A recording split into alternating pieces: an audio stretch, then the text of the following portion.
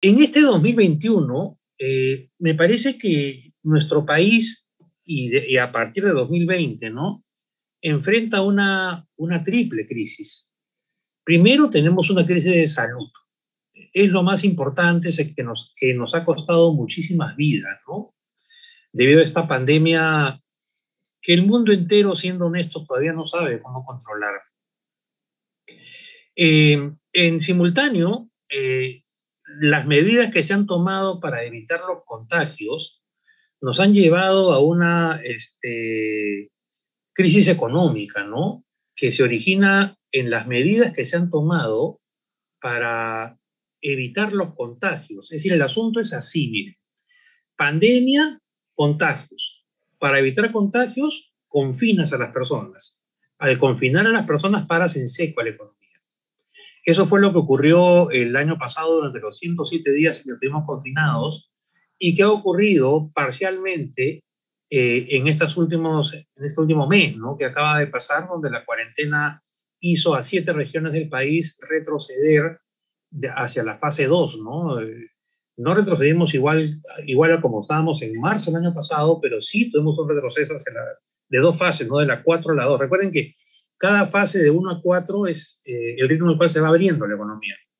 Ahí hemos llegado a la fase 4 y bajamos a la fase 2 y ahora se vuelve a abrir y nos debe llevar nuevamente a la fase 3 o 3 y un poquito más, no veremos qué pasa.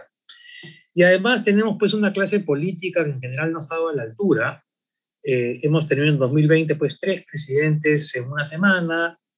Eh, Esto obviamente no configura el mejor escenario para poder solucionar una crisis de esta naturaleza, ¿no?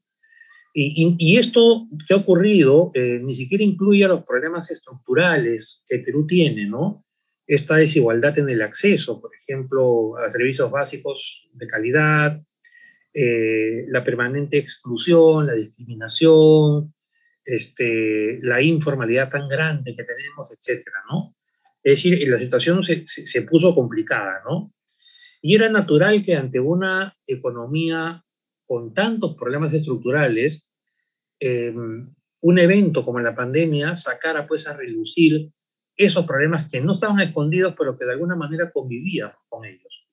Entonces, en este contexto, el gobierno actual y el que venga, creo que enfrenta dos grandes retos, ¿no? El primero es cómo abrir la economía sin que los contagios aumenten, que es el mismo reto que teníamos el año pasado.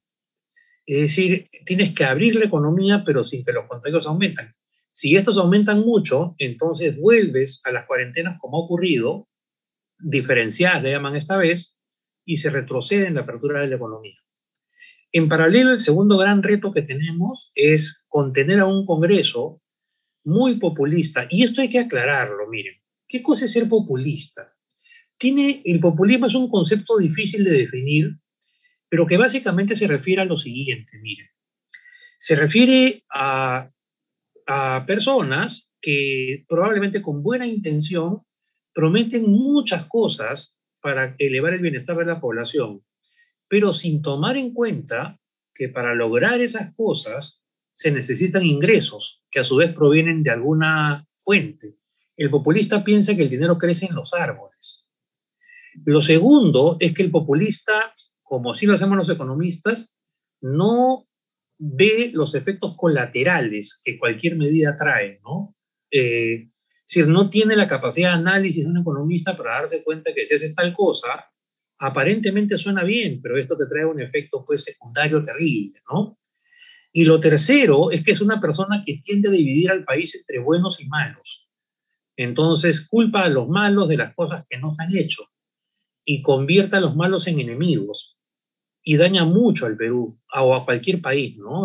Daña muchísimo porque hace que unos sean vistos como buenos y otros sean vistos como malos. Miren Venezuela, al presidente de Venezuela permanentemente culpando a la oligarquía, a Estados Unidos, a los marcianos o a quien sea. Siempre, para un populista, siempre tiene que haber un enemigo. Y Perú, ni ningún país del mundo, en estas circunstancias, está para partirse en buenos y malos, ni en privado ni en público. Enfrentar la pandemia no es un tema de ideología, es un tema en el que tenemos que ser pragmáticos, poner todos el hombro empujar todos el carro para evitar que más ciudadanos sigan muriendo. De eso se trata, pero hay muchos que no ven el asunto de esa manera, ¿no? Entonces se ha planteado que la recuperación económica será segura y sostenible si no hay rebrote, y eso es verdad. Pero lo que sostengo es que no es el único factor. Ese es el punto clave que quería compartir con ustedes. Miren, de hecho, el primer componente es claramente controlar los contagios, ¿no? Y para eso, más allá que hay que respetar a las personas que no creen, la única salida clave ahorita es la vacuna, ¿no? La recuperación de economías como China, como Europa en general y como Estados Unidos se están comenzando a dar gracias a la vacuna. La vacuna no solamente cambia el ánimo en el sentido que empiezas a estar protegido, no del todo porque ninguna vacuna te protege del todo, que permite que la economía se abra más. Y eso es bueno, ¿no es cierto? Eso es bueno para todos. Lo segundo es que tenemos elecciones ahora en abril y una segunda vuelta en junio, ¿no? Y siempre, pues, las elecciones generan incertidumbre, ¿no? Si eso es natural, es parte de nuestra historia, más aún que Perú no tiene partidos políticos y como consecuencia la incertidumbre es mayor, ¿no? Si uno mira cualquier encuesta que hay ahora, lo que van a ver es que hay una fragmentación increíble simplemente. Cualquiera puede ganar, no hay nada definido todavía, pero lo que sí comienza a verse es que el Congreso va a estar fragmentado. Entonces, si el Congreso va a estar fragmentado como lo está el de ahora, creo que la primera condición que debe cumplir quien presida el Perú desde el 28 de julio de 2021 es que sea concertadora o concertador. ¿Ok? Con un Congreso fragmentado tienes que consensuar, si no, no puedes hacer nada. Lo tercero, que también va a ser clave, es qué tan sólido está el sistema financiero. ¿Por qué? Porque durante 2020 muchas empresas de todo tipo y tamaño se han acogido a préstamos del sistema, ¿no? A préstamos que se pueden agrupar en lo que llamamos reactiva, pero hay otros más, naturalmente, ¿no? El tema es que ha llegado el momento de pagar. A partir de mayo, junio, se comienza a pagar. Y claro, muchas empresas no pueden pagar todavía. Imagínense un restaurante que estuvo pues cerrado, lo abrieron y lo han vuelto a cerrar, ahora lo abren con un aforo pequeño, no puede pagar todavía. Entonces la pregunta es qué cosa hacer en esas circunstancias. Lo que me queda claro es que algo hay que hacer por la sencilla razón que las moras comienzan a aumentar, comienzan a subir, y eso pone en riesgo el sistema financiero que hay. Ustedes son la mayoría de estudiantes de economía y saben que sin sistema financiero no hay economía que funcione y ahí sí apagamos la luz. Lo otro es que muchos candidatos, candidatas prometen gastar un montón y prometen además que con ellos el Perú va a ser un país desarrollado más o menos en 20 minutos, más o menos. No les crean, están mintiendo. En este momento, si se quiere gastar más, se necesita endeudarse, lo cual no tiene por qué ser malo. Lo único que hay que ser consciente es que endeudándonos hay que pagar esa deuda más adelante, punto uno, y punto dos, nos obliga a usar muy bien los recursos que recojamos de deuda, ¿no? Nos obliga a usar muy bien esos recursos, ¿no? No sé si el Estado está en capacidad de hacerlo ahora, ¿no? Si no ha sido capaz de comprar vacunas, ¿no? Somos el país que más lentamente está vacunando en el planeta. ¿Ok? Realmente es increíble que no tengamos oxígeno, que tengamos que importar oxígeno. Es realmente, a mí me da mucha pena, francamente, porque como país no avanzamos nada. Pero en paralelo todos prometen muchas cosas, ¿no? Qué raro. Este, acá hay dos efectos que se contraponen y esto lo paso rápido, miren. Por un lado, hay expectativas favorables porque la vacunación masiva a nivel mundial está avanzando, particularmente en Estados Unidos, que están vacunando más de 1 millón al día, en Chile, que ya han vacunado a 3 millones de personas y esperan en junio haber vacunado a toda la población. En Israel, que ya alcanzaron la inmunidad inducida de rebaño, en Israel ya vacunaron al 80% de la población, igual en Emiratos Árabes 60% de la población. En Europa se avanza muy rápido Estados Unidos ni qué decirlo, ¿no? Entonces, eso es bueno para la economía mundial. Sin embargo, como contraparte de eso, también hay incertidumbre porque aparecen nuevas variantes, ¿no? La variante brasileña, la inglesa, la sudafricana. Hay problemas logísticos, los laboratorios no están en condiciones de estar entregando vacunas tan rápido, ¿no? Noten que ayer en la presentación de la primera ministra no se dio una fecha del siguiente lote de vacunas de la llegada, porque no se sabe simplemente. Si no tenemos vacunas. Esa es nuestra realidad y hay que decirlo. ¿Ok?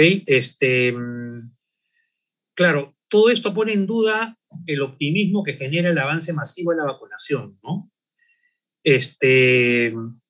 Entonces, pero sin embargo, ¿cuántos se necesitan vacunar en el Perú? Pues 24 millones de personas.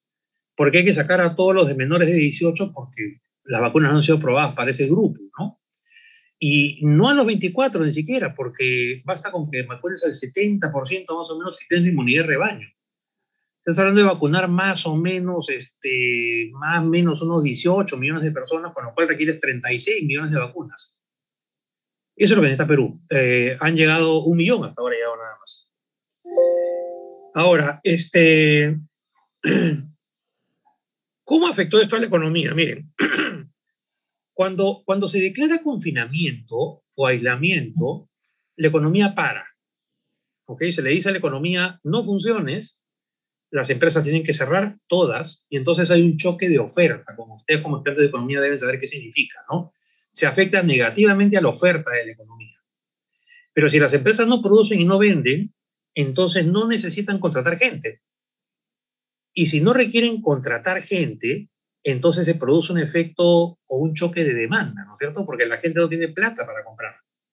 Y si no hay plata para comprar, entonces lo que vamos a vivir en todo este 2021 es una situación en la que la población no va a tener dinero para comprar, pero para intentarlo se va a endeudar, pero se endeuda en un contexto en que los ingresos van bajando.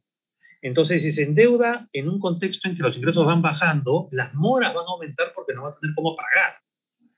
Y este es el panorama que enfrentamos como economistas en este 2021. No es un panorama, no es simple, es medio complejo, pero bueno, de peores hemos salido, ¿no? Esta es la data de los contagiados al 23 de febrero, en números absolutos, ¿no? Como ustedes ven, Perú se encuentra en el puesto 19 ahora a nivel mundial y a fines de octubre era el quinto. Las segundas olas han afectado mucho a países europeos, como pueden ver que están arriba de 2 millones de contagiados. Por América Latina, Colombia, Argentina y Brasil. Brasil tiene 10 millones de contagiados. Perú tiene oficialmente la cifra es 1.286.000 contagiados y nos pone en el puesto número 19. Ahora, acá tienen la información al 22 de febrero de la evolución del número de contagiados y se ven claramente las dos olas, ¿no? O si quieren hasta 3 olas si es que hay una ola, si es que consideran el primer salto como una ola, ¿no? Lo que es interesante de ver en este gráfico es que si hacemos la analogía con la segunda ola, el pico no dura tanto tiempo. Ahora miren a la derecha. Si ven el gráfico a la derecha, lo que van a encontrar es que se están estabilizando. Si alcanzan a ver, se están comenzando a estabilizar en un nivel alto todavía, pero a estabilizar el número de casos confirmados diarios. Es decir, no están subiendo más. Y esa es una buena noticia, porque el primer paso para que esto comience a bajar es que deje de subir. Y parecería que en los últimos días ha dejado de subir, y eso es lo que ha llevado a que la primera ministra ayer suelte un poco el tema de la cuarentena dura y estricta, ¿no? Ahora, esto no quita, por ejemplo, que el número de fallecidos diarios esté muy alto. Miren, el trazo con color negro muestra el número de fallecidos en 2019, un año sin pandemia. En Perú como país, más o menos, al día mueren 320 personas. Es el número, pues, digamos, normal, por así decirlo, de fallecidos diarios. Lo que está con rojo es 2020 y 2021. pueden ver que hasta marzo de 2020 rojo y negro coincidían, ¿no? Y coincidían porque era un año más de común y corriente hasta que vino la pandemia. Y eso hizo crecer, miren cómo hizo crecer al segmento con color rojo, que luego cayó tremendamente, pero a partir pues de la primera semana de enero ha tenido una subida rapidísima. Tanto es así que el último dato es 1056, ¿no? Hay, en los 4 últimos días ya se comienza a ver una caída. Si ven esa oreja que hay al final a la derecha, ¿no? Ya se empieza a ver una caída. Esperemos que esto se sostenga. Lo único que quiero decirles de este gráfico es que este gráfico se conoce como exceso de fallecidos. Si hacemos la resta entre rojo y negro, o sea, entre el exceso 2020 respecto a un año normal y sumamos todos los espacios, Perú habría tenido hasta ahora más de 102.000 muertos como consecuencia de la pandemia y no 45.000 como dice el MINSA. Estamos hablando de cifras gigantes simplemente para Perú. ¿Ok? Pero ya se comienza a ver el quiebre y esa es una noticia que, digamos, debería por lo menos tranquilizarnos, tener esperanzas, ¿no? Acá tienen a la izquierda el número de pruebas que se toman con color rojo, bastante, se están tomando bastantes pruebas, y el número de nuevos casos en azul, ¿no? Claramente se ve, miren el azul cómo cae y vuelve a subir, ¿no? A la derecha tienen el número de fallecidos por día por cada millón de habitantes. Y si ustedes miran bien, Estados Unidos ya está bajando, ¿ok? La Unión Europea ya está bajando y Perú se está estabilizando. Fíjense que ha dejado de crecer. Esta data es última, así que acá no hay engaño, no hay nada. Ahora, acá tienen ustedes en el gráfico de la izquierda con color azul las búsquedas de oxígeno sacadas de Google Trends. Y con color rojo las muertes por SINADEF, que es esta curva roja que les decía hace un rato. Miren cómo ha aumentado el número de búsquedas de oxígeno en simultáneo con el número de fallecidos. Pero ven otra vez la oreja al final. Se comienza a estabilizar el número de fallecidos. Según zona, pueden ver, si acá hay estudiantes de todo el país, pueden ver ustedes Lima, Norte, Centro, Oriente y Sur, ¿no? Claramente el problema está siendo Lima en este momento. El crecimiento en Lima es muy, muy fuerte, seguido por el centro, por el sur y ya más abajo, Oriente y Norte. Por eso es que las zonas que menos restricciones tienen son Oriente y Norte. ¿Ok? Ahí está la explicación. Este es el número de casos confirmados por cada millón de habitantes a febrero 22. Y lo que pueden ver ustedes es que ya cae fuertemente Estados Unidos, cae Italia, cae España, cae Reino Unido, cae Alemania y Perú se estabiliza. Esto es muy importante, miren. El número de Perú por millón de habitantes, con lo cual se puede comparar con cualquiera, no ha llegado nunca a los niveles de países como Estados Unidos o como Italia o como Alemania. No ha llegado. Pero dada nuestro sistema de salud tan precario, tener un nivel donde está es terriblemente difícil, ni siquiera hay oxígeno. Entonces, lo que se ve es que eso se comienza a estabilizar y esa es otra buena noticia. Ahora, si vemos el número de fallecidos por millón, nuevamente bajando Reino Unido, bajando España, bajando Alemania, bajando Francia y Perú estabilizándose. ¿Ok? O sea, que ayer se hayan aligerado las restricciones no es un tema casual, ni mucho menos, es porque uno sigue la data y te das cuenta que efectivamente hay una tendencia a estabilizarse, ¿no? En cuanto al número de vacunas administradas acumuladas por cada 100 personas, Israel pues lleva la delantera, seguido por Emiratos Árabes Unidos, que ya estarían prácticamente fuera del problema, en el sentido que ya fueron vacunados. ¿Ok? La vacuna, recuerden que dependiendo de la vacuna, su efectividad varía, ¿no? Algunas son 75%, otras 90%, depende de la vacuna. ¿Ok? Pero lo que sí quisiera mostrarles es este cuadro de acá. Si ustedes miran este cuadro, miren el crecimiento fenomenal de Chile. Siempre Chile dando la hora. En Chile, y se los comento porque he agregado mucho del tema, los ciudadanos tienen una app en la cual simplemente entran a cada rato, miran y dice su nombre, lugar de vacunación, fecha de vacunación y hora de vacunación. Y nombre de quién va a vacunar. Es increíble. ¿Ok? ¿Cómo crearon esa app? Pues el sector privado se comenzó a mover e hizo esta app. Es decir, allá hubo la voluntad de privado-público junto frente a esto, y un segundo elemento que Perú no tiene, se puso a mando de toda esta situación a gente que son gestores, ¿ok? No son filósofos de la política, son gestores, son aquellas personas que hacen que las cosas ocurran, ¿ok? Y ese punto es clave, ahora lo estamos viendo más que nunca. Muy bien, con esto vamos a la economía. Este cuadro es recogido de febrero, ¿no? De una actualización de las proyecciones del Fondo Monetario. Y ustedes pueden ver pues que 2020, que ya está cerrado casi completamente, casi todos los datos están todos cerrados, mostró que la única economía que crece es China, ¿no es cierto? China es la única que crece, miren, 2.3%. El resto ha caído, unos más que otros, pero todos han caído, ¿no? Pero en 2021 todo se recupera. ¿Y en qué se basa esto de acá? En el avance de la vacunación. En eso se basa esto, y además en que las pandemias, en la medida que son virus, o las evitas con una vacuna, o se van solas. La gran influenza, la gran gripe, que se conoce más como gripe española, que ocurrió en 1918 en un contexto en el que nunca existieron vacunas, se fue sola, se fue sola simplemente para desaparecer 2 años después, sola, completamente. Claro, hizo mucho daño, mató más de 30 millones de personas, sí, pero se fue sola. Eso lo vamos a pasar. Miren, acá tienen el volumen, la tasa de variación del volumen del comercio mundial. En 2020 el volumen de comercio ha caído 9.2%, ha caído menos que lo que cayó en 2009. ¿Y por qué cayó en 2009? Por efectos de la crisis financiera internacional del año 2008, la famosa crisis de la burbuja inmobiliaria de los Estados Unidos y de varios países de Europa, ¿no?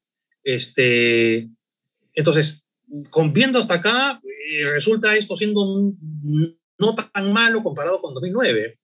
¿Saben cuál es la diferencia? ¿Por qué duele tanto esta crisis? Porque esta crisis actual genera muertes, se lleva vidas. Uno puede estar muy mal con la economía como en 2009, pero no se lleva vidas. Esta se lleva vidas a cada rato y por todas partes. Y eso es lo grave, no lo terrible, ¿no? Vamos a América Latina para bajar a Perú luego. Miren, acá tienen ustedes la evolución del PBI de América Latina, del PIB, de 1951 a 2019. Acá se ha dividido por grupos de 6 o 7 años, y lo que aparece entre paréntesis es el crecimiento promedio anual de ese grupo de años. ¿Qué leemos en este cuadro?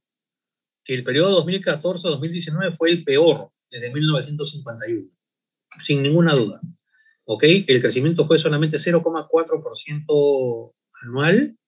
Esto de acá, pues, originó terrible, un punto de partida demasiado malo para América Latina. Nos pilló volando bajo el virus, o estábamos, pues, con la defensa baja, como quieran ponerlo, ¿no? Entonces, el punto de partida es malo para América Latina. Además, el fondo de la crisis se toca en el segundo trimestre. Si ustedes miran y comparan el gráfico con lo que está a la derecha, en el segundo trimestre caímos en un fondo, en un hoyo, tanto México y Centroamérica como América del Sur, ¿no? La suma de ambas es América Latina. Si ven a la derecha, el país que más cayó en ese momento fue Perú. La informalidad en Perú es de tal magnitud que la cuarentena de 107 días no funcionó. Y no funcionó porque no se podía entregar bonos a una población que no estaba registrada en ningún padrón, que eran los informales. En Perú, 7 de cada 10 trabajadores son informales. Entonces, ¿cómo los encontrabas para entregarles una ayuda, un bono? Por eso la salida alternativa, que fue la salida que usó Paraguay, que usó Uruguay, que usó Estonia, Lituania, era repartir canastas alimenticias a todos los hogares de los segmentos D y E. O sea, en cristiano, tú no quieres que salga, perfecto, pero no tengo ingresos, genial. No salgas, pero yo te llevo la comida a tu casa. Listo. Y pararon la pandemia, mucho más rápido que nosotros. ¿Okay? Lo positivo de este gráfico es que a partir del tercer trimestre ya es recuperación en todos lados, ¿no? Cayó claramente la inversión, cayó el consumo, cayeron las exportaciones, o sea, cayó todo de forma simultánea, como se puede ver acá, ¿no? En América Latina hablo todavía. En el caso de Perú, ya la cifra está cerrada. Perú ha caído en 2020 11.1%, caída cercana a Ecuador, México, Argentina. En general había una caída casi completa, pero miren Paraguay. Paraguay casi no ha caído poquitito. ¿Por qué? Porque no dieron bonos, repartieron canastas. Es como si el presidente del país, en el caso de Paraguay, Mario Abdo, como en Guayaquil, la alcaldesa Cinta Viteri, lo primero que hace cuando se enfrenta a la pandemia es llamar a la CONFIEP. Así de simple. Y la CONFIEP, que lo ofreció en Perú, se lo ofreció a Vizcarra, sí, se lo ofreció. Repartir canastas tal como lo hicieron en Paraguay y Uruguay, con costo cero para el Estado, para los segmentos D y E. A cambio de nada, o a cambio que la camionetita de tal empresa llegara a tal zona de Perú con canastas cada 4 días y la imagen de marca pues es relevante para la empresa que lo hace. ¿Ok? Pero el gobierno dijo que el Estado podía hacerlo. ¿Ok? Hay que ser conscientes aquí, y esto no es ningún juicio de valor ni opinión, sino evidencia empírica, es muy poco lo que el Estado sabe hacer. Es muy poquito. ¿Ok? El Estado no es un buen empresario. Y eso hay que tenerlo claro, es la historia del Perú. De repente en otros países sí funciona genial, pero la economía no opera en un vacío, no opera en una realidad determinada. Y en esa realidad es fundamental tener claro que nuestro Estado pues no funciona, no cumple su chamba, no hace su chamba simplemente. Ahora, los precios de los metales preciosos han subido, ¿no? Tengo una ligera caída, pero oro y plata, pero produce oro y plata. Los precios de los metales no preciosos y minerales en general, el trazo rojo, ya está muy cerca de tomar el nivel prepandemia, aunque para fines de lo que a Perú le importa, que son cobre y zinc, ya largamente estamos encima. Y eso vamos a verlo con gráficos en un ratito más. ¿Ok? Este gráfico es promedio, simplemente en general, para que tengan una idea. Las remesas de los que han migrado fuera de Perú son importantes, ¿no? Hay 3,5 millones de peruanos fuera que le mandan dinero a sus familias. Y si ustedes miran, Perú es el segundo, después de Bolivia, perdón, donde han caído más las remesas. O sea, realmente es lamentable, por así decirlo, ¿no? Ahora, la reactivación económica, ya está en marcha y es un hecho. Esta cifra es a octubre de 2020, más adelante tengo las cifras a enero. Pero quiero que vean una cosa. Ahí ya estamos en 96, suponiendo que enero de 2020 sea 100, en octubre del año pasado ya estábamos en 96. ¿Por qué entonces se dice que la recuperación total va a ser en enero de 2022? Porque esos 4 puntos que todavía faltan corresponden, por ejemplo, a conciertos donde hay aglomeración de personas, conciertos musicales me refiero a gente en los estadios de fútbol, por ejemplo. Eso no va a ocurrir hasta 2022. Pues a 100 no vamos a llegar. Va a haber parte de la economía que no va a estar funcionando. Pero ojo con esto. Puede ser, y ha ocurrido y ocurre, que lo que sí está funcionando más que compensa esas actividades que faltan funcionar todavía en términos de movimiento de la economía. ¿Ok? Por lo tanto, esto no se ve mal y es un tema para toda América Latina. Insisto, lo que duele de esto son las vidas. Esto vamos a pasarlo, esto también vamos a Perú, que me interesa con más detalle. Miren. En el caso de Perú, esto que están viendo ustedes acá son los cimientos de la economía peruana.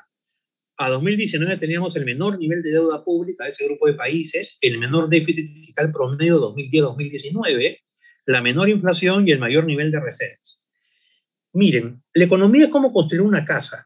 Necesitas primero buenos cimientos y luego hacer la casa como te guste más. Pero si tú no tienes buenos cimientos y construyes algo encima, eso se cae con un soplido. Ejemplo, Argentina hoy, Venezuela hoy, Perú 80-90, que lo habrán visto en el curso de historia, y un largo etcétera en todo el planeta, ¿no? Entonces, ¿qué cosa es lo que hay que tener cuidado? Miren, los cimientos no se negocian en la elección de abril. Eso no es negociable. Si quiere construir la casa más a la izquierda, más a la derecha, bacán, que la democracia lo determine. Pero ninguno de los que gane ponga en duda que se necesitan buenos cimientos. Y al escuchar a varias y varios candidatos, se están poniendo en duda. Si quieren volvernos a los 80, se los digo, muchachos, porque yo lo viví, es terrible simplemente. es terrible porque la gente en esa época también le creyó a estos que saben hablar bien, que te venden las cosas bonitas, y después estás en forma desesperada en una crisis brutal, ¿sí? Entonces creo que tenemos que aprender de la historia si para algo sirve, ¿no? Eh, la economía se ha dañado, ¿no? Pero ahora vamos a ver en un gráfico. Lo positivo de esto es que en diciembre ya crecimos 0,5%. Ese es algo súper positivo. Eh, pero claro, el tema es que la pobreza va a crecer en 3 millones de personas el 2020, cuando salga la cifra, van a ver la cifra, va a ser por ahí más o menos. Desgraciadamente, la pandemia pues interrumpió el funcionamiento de la economía y de todo lo que podía contener el avance de la pobreza, ¿no? Pero quiero que vean una cosa, varias cositas acá. Miren este gráfico de acá, el de la izquierda. Pueden ver ustedes claramente que cada mes se va cayendo menos, ¿ok? Pero ¿por qué no sale entonces menos 11,1 el 2020? Porque arrastramos a abril, mayo y junio. Pero ¿qué pasaría si ustedes sacaran el promedio solo de los últimos 3 meses? La cifra daría menos 0 punto algo menos 1. No sería menos 11. Entonces, cuidado con el truco de las estadísticas. Al hablar de menos 11, estamos arrastrados por abril y por mayo y por junio, ¿no? Así que cuidado, cuidado con las estadísticas. Esto corresponde a, bueno, una salida más o menos ordenada de la situación económica, más o menos, ¿ok? A pesar que muchos critican que se podía hacer. Bueno, yo a los que critican siempre les digo lo siguiente: si tú hubieras estado sentado en marzo de 2020, ¿qué hubieras hecho? Enfrentabas a un enemigo que no conocías. Inclusive en mi caso personal, yo admito que yo me equivoqué porque yo dije, no debería haber cuarentena. ¿Y saben por qué? Porque dije, el peruano no puede ser tan tonto de no salir con mascarilla o de aglomerarse si sabe que eso lo puede matar. Pero es así, pues. Los peruanos, los ciudadanos acá en Perú salieron, se aglomeraron y se siguen aglomerando ahora. Si vieron por la televisión, por ejemplo, las compras de navideñas, ¿no se aglomeró la gente en Navidad para comprar? ¿Qué desesperación había por comprar regalos? Dios mío. ¿No era que no había dinero? ¿Por qué en todo el Perú, en todos los mercados del Perú se llenó de gente para comprar regalos? Toda esa gente está internada ahora seguramente en la UCI buscando oxígeno. Uno tiene que ser consciente, tiene que cumplir su labor de ciudadano. Uno tiene que quedarse en casa. Diciembre era un mes en el cual uno tenía que quedarse en casa. Y uno dice, claro, uno decía, pero a los jóvenes no les da, por supuesto, en esa época se pensaba que a los jóvenes, en esa época hace un mes, no les da, o hace 2 meses, no les daba, ¿no? Pero ese joven vuelve a su casa. Y cuando vuelve a su casa tiene papás y tiene abuelitos. Y los contagia. Y probablemente los mata. Así de duro y así de cruel se los digo con el cariño y respeto que les tengo. Dicho sea de paso, en esta segunda ola, el porcentaje en términos relativos más alto de contagiados son jóvenes. Son jóvenes. Ya alcanzó a los jóvenes. Probablemente sea la segunda variante. No sé exactamente, no soy epidemiólogo, pero ya está ya. Entonces, sí, la economía ha caído cada vez menos, ya crecimos en diciembre. Va a haber un bache ahora en enero, febrero como consecuencia de la cuarentena. Recuerden que se puso en cuarentena a 7 regiones que representan más o menos el 65% del PBD del Perú. Entonces tiene que sentirse probablemente una caída de menos 0,7, menos 0,6 en enero y febrero, ¿no? Pero luego esperemos que ya no nos pongan en cuarentena de nuevo, que los contagios bajen, ¿no? Y acá tienen el cuadro que les decía, ¿no? Acá tienen clarito cómo la economía se fue abriendo por fases y miren cómo hasta diciembre, conforme se abría más la economía, cada fase implicaba abrir más la economía, entonces el PBI crecía más. ¿Qué cosa se hizo con la cuarentena el último mes? Bueno, se regresó a la fase 2. Ahora estamos en la fase 4 otra vez. Veremos si la gente responde. Ahora sí, el tema está en la gente. Ahora sí no tengo ninguna duda. ¿Ok? Y esto hay que decirlo. Sé que es políticamente incorrecto porque ahora pues hay que culpar a otro para que todo sea correcto, hay que decir cosas que todo el mundo está de acuerdo, pero si uno mira números con cuidado, eh, el salto de los contagios ocurre 15 días después de esta salida descomunal de la gente a comprar cosas para Navidad. Clarito, simplemente. No hay forma que eso no hay manera que eso no haya sido así. ¿Ok? Entonces, si queremos mantenernos en la fase 4 con la economía razonablemente abierta, entonces hay que evitar los contagios y hay que cuidarnos todos. Ese es el mensaje. Esto vamos a pasarlo. Ahora, ¿esta ha sido la peor crisis que Perú ha tenido? No. Fíjense, en sus cursos de historia deben haber visto lo siguiente. La crisis de Alan García del 85-90 nos tardó 9 años en recuperarnos. Esta, en recuperarnos al 100%, incluido conciertos y personas en los estadios, en los partidos de básquet, de vóley, eso nos va a tardar en total 3 años como máximo. Es diferente. Ahora, acá tienen pues una serie de eventos que han hecho historia en el Perú. La vacancia de Fujimori, el caso de Lavajato, la renuncia de PPK. Miren, recuerden los cursos de historia, el golpe de Estado de Velasco del 68, ¿no? Todo eso, ¿no? Y en todas el PBI ha tenido ondulaciones, ¿no? Bajadas leves, subidas leves. Pero si ustedes miran la del crisis de la COVID, miren a la derecha al fondo, miren la caída. Cuando tú te enfrentas a un enemigo que no conoces, realmente no sabes qué cosa hacer. Primero tienes que entender al enemigo. Y Perú, ni el mundo todavía no lo entiende. No termina de entenderlo. Por eso de ahí las cuarentenas. ¿Ok? Entonces es muy fácil asumir el rol de queja. Ya, ponte ahí, pues. Te quejas, perfecto, ya, siéntate ahí. ¿Qué hubieras hecho? ¿Qué hubieras hecho? Ese es el punto. Acá Perú pagó el costo de décadas en que el Estado no le prestó la atención suficiente a salud y educación. Eso es lo que hemos pagado esta vez. Y se ha pagado con vidas. Esperemos que la elección quede clara y quien nos gobierna a partir de julio sea una persona que se ponga los pantalones y busque reformar salud y educación, que no es meterle más plata solamente, es cambiar la manera como funcionan los sistemas. Hay que alterar profundamente eso ahí si no queremos que esta crisis nos deje igual, ¿no? Acá tienen la data de 2020 completamente cerrada. La inversión privada cayó 17%, la pública también 17% y un poco más. Las exportaciones cayeron 20%, el consumo privado cayó 8.7%, pero miren la recuperación de 2021. La recuperación de 2021 es una recuperación fuerte que estaría entre 7 y 8%. Pudo ser más si no hubiera habido esta cuarentena de un mes en muchas regiones del Perú. Y podría ser más si se abriera más la economía. ¿Ok? Restaurantes están abiertos ahora, desde el primero estarán abiertos solamente a un 30%. Si pudiéramos ponerlos en 80%, otra sería el cantar. Y piensen bien, tú cierras un restaurante y primero lo abres, después lo cierras y después lo abres con 30%. Pregunta, ¿vas a contratar, si fueras dueño de un restaurante, el mismo número de mozos, por ejemplo, o cocineros que habías tenido antes? No. Si tenías antes 10 mozos, ahora contratas 5. Por ende, el empleo crece lento, porque la economía se abre lento. ¿Ok? Acá tienen en gráfico fácilmente, pero pasamos al toque, inversión privada cae, sube y luego agarra su nivel, ¿no? Ese es el punto. Cae, sube, pero luego agarra su nivel estándar. Lo que va a haber es un hipo en 2021. Igual con la pública. Y acá tienen esto que les decía, ¿no?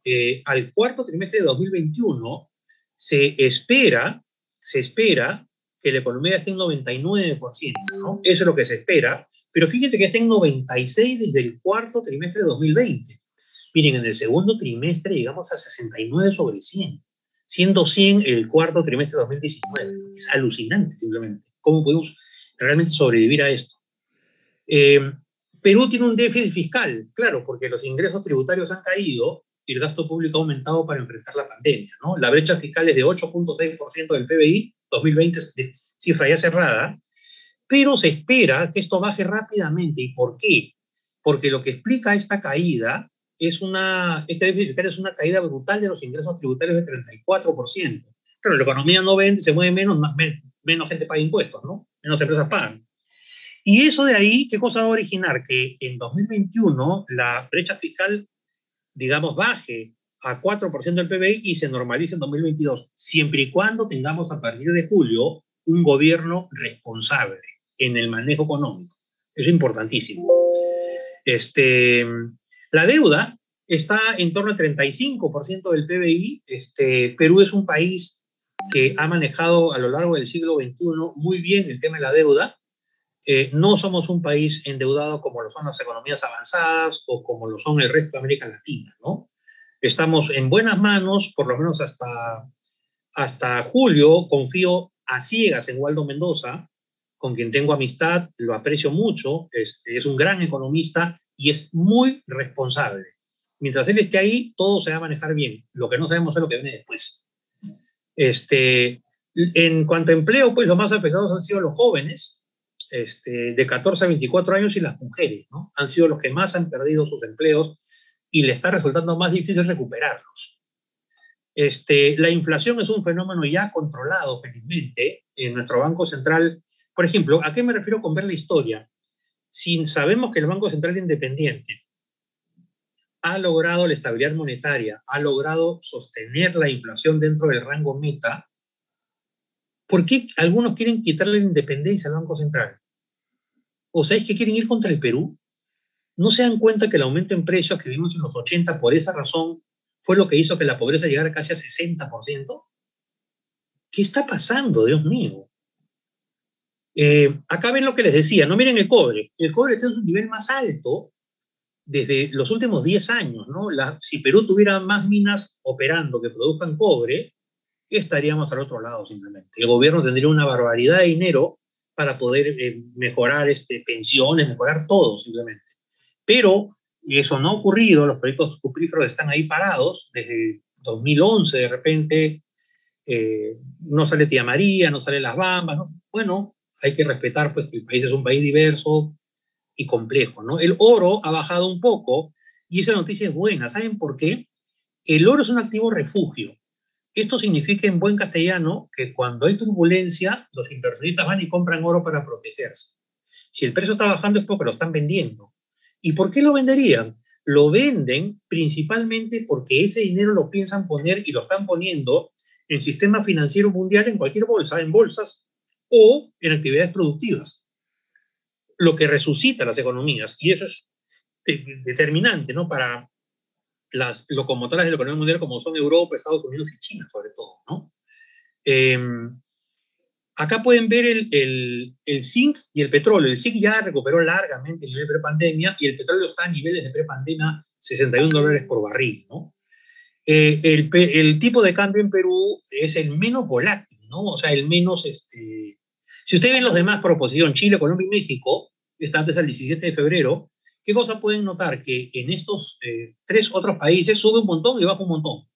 En Perú los movimientos son leves y ese es trabajo del Banco Central, porque el Banco Central lo que te asegura es que evita fluctuaciones bruscas en el tipo de cambio. Esa es la llave. La Bolsa de Valores de Lima ya más que se recuperó. Y acá quiero insistir en un detalle que simplemente, con la mejor intención del mundo, ¿no? Mucha gente decía, la AFP ha perdido mi plata, es mía, yo la quiero, han perdido mi plata porque la rentabilidad bajó, han perdido. ¿Cuánto has perdido tú, Tanti? ¿Tú cuánto has perdido? Falso con mayúsculas. No porque no se haya perdido, sino para que uno pierda o gane con una AFP o bolsa de valores o fondos mutuos, tienes que retirar el dinero. Si tú no sacas el dinero, no has ganado ni has perdido. Quienes pudimos mantener nuestros dineros en las AFP, más que recuperamos lo que supuestamente habíamos perdido. Quienes lo sacaron, entiendo que muchos por razones justificadas, pero otros no, otros por darle la contra y por creer que porque sacan su dinero así le hacen daño a la AFP, sacaron mucho menos que lo que hubieran podido sacar ahora. No pongo en la misma canasta a todos, porque hubo gente que realmente lo requería para sobrevivir durante la primera ola, y yo estoy de acuerdo con que lo hayan sacado. Pero mucha gente, y tengo data confidencial que desgraciadamente no les puedo presentar, usó gran parte de ese dinero para comprarse lavadoras, secadoras, televisores. Esa gente que cree que hizo algún daño, cuando llega a sus 65 o 70 años en la vida se pasa rápido, créanme, lo que va a hacer es depender de sus hijos para poder vivir. ¿Ok? Y esa es la realidad. Miren lo que pasa con la informalidad en Perú, que es un problema que hay que enfrentar, ¿no? En Perú, 7 de cada 10 trabajadores son informales. 1 de cada 2 empresas, 52%, son informales. En el Perú, el 90% de las empresas son MIPES, empresas de menos de 10 trabajadores. ¿Ok? Y de ese total, el 90.8%, como pueden ver ahí, es informal. De las empresas de 11 a 100 trabajadores, el 50% es informal, son cosas de locos. Y de las empresas de más de 100 trabajadores, empresas grandes, casi el 20%, 1 de cada 5 es informal. Es de locos, ¿eh? Entonces resulta que en Perú el 2% de las empresas generan el 65% del empleo formal. El 90% de las empresas, como pueden ver, son empresas chiquititas de 1 a 10 trabajadores. Esto hace que estas empresas no sean productivas. ¿Y por qué? Ustedes saben muy bien, porque su escala de producción es tan chiquita que no alcanzan la escala de producción, el nivel de producción que las haga productivas y competitivas. Ese es un problema estructural que Perú tiene que solucionar y tiene que enfrentar, ¿no? La pobreza, como les dije, nos ha regresado a 2010. En 2021 se espera que la pobreza baje a 25,8% en la medida que muchos vulnerables que cayeron a pobres encuentran nuevamente chamba, aunque sea informal, en 2021, y eso baja un poco la pobreza. Volveremos a 20% según los estimados como se ha hecho en la universidad, más o menos en 2024-2025 aproximadamente. ¿Ok? Perú pues respondió con todo, ¿no? Respondió con todo. Tanto MEF como BCR pusieron todo, sin precedentes, una respuesta sin precedentes en la historia económica peruana, que equivalió más o menos a 20% del PBI, la respuesta más grande del mundo, que si se hizo bien o mal, eso se puede debatir. Con la informalidad que había, obviamente no podía cubrirse a todos para ayudarlos, ¿no? Ese era el tema de fondo, ¿no? ¿Qué es lo que ha pasado, ¿no? El reactiva ya se ha hablado bastante. Miren, hay dos indicadores indirectos que nos permiten pensar que la economía se está recuperando. Primero, el consumo interno de cemento. Este es un indicador adelantado de la producción. ¿Por qué adelantado? Porque si se compra más cemento es porque se va a construir más. Construcción es un sector que está, pues, obviamente dentro del PBI. Por ende, lo que se haga con ese cemento termina en construcción de algo y esa construcción va al PBI. Por ende, el retraso más o menos es 2 o 3 meses. Compra cemento hoy y lo que construya se ve en 2 meses en el PBI. Lo mismo pasa con la producción de electricidad, ¿no? Si se demanda más electricidad es porque el PBI se va a ver aumentado en 2 o 3 meses otra vez. Pues son indicadores que nos dan optimismo. Miren, para ustedes que son muy jóvenes, miren este cuadro. ¿Esta es la peor caída que hemos tenido? No, la peor caída la viví yo. Fue en 1989, yo era estudiante de la universidad. En el 8-9 caímos 12,3%. Miren la caída. Además, en el 8-9 había un aumento de precios de 3.000% al año. 3.000% al año. Ahora no hay aumento de precios. Y si queremos hacer la comparación económica, 89 pierde de lejos, pero por distancia. Acá tienen otra vez el mismo cuadro puesto de otra manera, se de todas las formas para que lo vean claro. Como la caída del PBI cada vez es menor hasta que crece en el mes de diciembre 0,51%, ¿no? Acá tienen pues la caída de tasas de interés, que es grande, que es obviamente común a todos, ¿no? Y entonces uno dirá, pero sí, pues, pero mi tío fue a un banco y no le dieron esa tasa, así que estás mintiendo. Espérate un ratito. La tasa de interés refleja el riesgo que cada cliente tiene. Para que uno sea un buen cliente, tiene que haber creado un historial crediticio en el sistema financiero. ¿Qué significa historial crediticio? Que hayas pedido préstamos varias veces y que los hayas pagado a tiempo todas las veces que lo pediste. Ese es un buen cliente de cualquier entidad financiera, de cualquier caja, de cualquier banco. Pero si te has demorado en pagar, no has podido pagar, te has tenido que perseguir para que pagues, no te van a dar una tasa de interés preferencial jamás. Entonces es muy importante para ustedes que son jóvenes ir creando un buen perfil crediticio, ¿no? Es sumamente importante. Si vemos los últimos 6 años, incluido 2020, en 2020 fue donde el crédito a las empresas de todo tipo y tamaño creció más, creció 22,6%, y por eso hay un tema con el pago, ¿no? Con el repago de esos préstamos. Vean primero a la derecha. Perú ha sido el país en el mundo en el que más ha crecido en 2020 el crédito a las empresas. Y el tercero en el mundo en que el crédito ha crecido más, incluyendo ahí no solo empresas, sino personas naturales, ¿no? A todo tipo de personas. O sea, se han hecho cosas. ¿Qué impacto ha tenido esto qué impacto va a tener ahora, ¿no? Miren este cuadro de acá. Si lo ven de izquierda a derecha, a la izquierda menores dificultades en la demanda y a la derecha más dificultades. Si lo ven hacia arriba, mayores restricciones operativas, hacia abajo menores restricciones operativas. ¿Cuáles son los sectores que nos van a sostener? Minería, infraestructura, inversión pública, infraestructura, gobierno regional, local invirtiendo, agroexportación, el consumo masivo dentro del hogar y telecom, ¿no? En general, pues la gente busca equipar dentro de sus limitaciones que tiene lo mejor que pueda con internet, con todo aquello en casa. Este, Sin embargo, los más perjudicados, los más complicados los tienen a la derecha, ¿no? Turismo, ¿no? Restaurantes, educación superior también está complicada, ¿no? Porque vehículos, viviendas, ¿no? Digamos que en vehículos y viviendas, pues en vehículos, en lugar de, si pensabas comprarte el auto de $15,000, pues ahora vas a pasarte al auto de 12,000 nomás, pues, porque, o 10,000. O sea, compras lo mismo, pero en una versión de menor precio, ¿no? Y eso es bien importante de tomar en cuenta, ¿no? La gente va a priorizar tres cosas en 2021, no se olviden de esto: alimentación, educación, salud, las tres. Y en cuarto lugar, bienes básicos para el hogar, ¿no? Porque la mayor parte del tiempo la pasa dentro de casa ahora como consecuencia de estas restricciones, ¿no? El ingreso mensual promedio, por eso le decía que el empleo no se recupera tan rápido, ¿no? Pueden ver ustedes que si era 100 en el promedio 2019, en Lima ya está en 74, en el norte está en 83 y en el sur está en 70. ¿Ok? Aquí incluyo costa, sierra, selva, ¿no? En norte y sur. Es decir, el empleo no se está recuperando tan rápido mientras haya esta incertidumbre de una cuarentena nueva o algo parecido, ¿no? ¿Qué hicieron los hogares? Bueno, usaron el ahorro, punto número uno. Dos, priorizaron alimentación, salud, educación y bienes y servicios básicos para el hogar. Y eso se mantiene en 2021. Tres, muchos pasaron a sus niños a educación básica a escuelas públicas. Cuatro, se sabe con data del tercer trimestre de 2020 que el 25% de los hogares en el Perú viven al día. Vivir al día significa que con lo que ganas ayer vives hoy, con lo que ganas hoy vives mañana. Por ende, si te ponen en cuarentena no puedes vivir. Eso es lo que significa en castellano. Ahora, ¿qué cosas espera en general? Un consumidor mucho más cauto, ¿no? Mucho más cuidadoso en el momento de comprar, ¿no? Se va a preferir pues el canal online, ¿no? Y para preferir el canal virtual de compras, tienes que tener una logística muy buena por parte de los vendedores para que lo que la gente compre llegue rápido a casa, ¿no? El canal virtual va a ser clave y eso supone que hay que mejorar cosas logísticas, ¿no?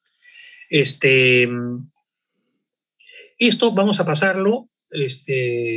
Quiero terminar con algunas cosas de datos de política.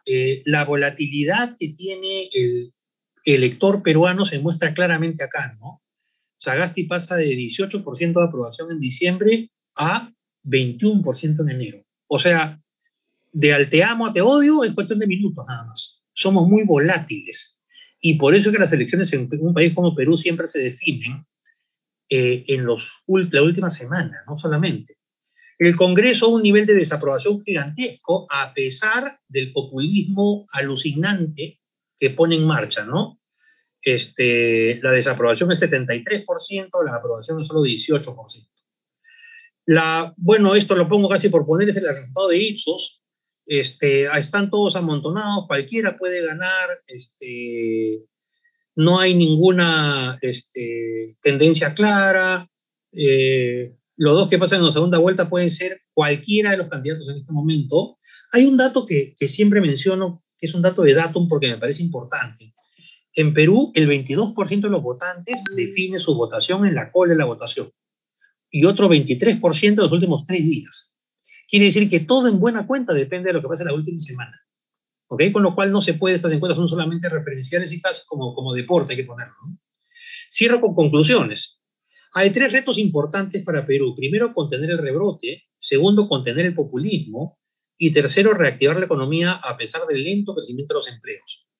Segundo punto, el PBI cerró con caída de 11.1%, hoy estamos recuperándonos. Tercero, PBI rebote en 2021, pero la clase media está endeudada, lenta recuperación del consumo, por ende el problema será de demanda. ¿Cómo salimos de este atolladero?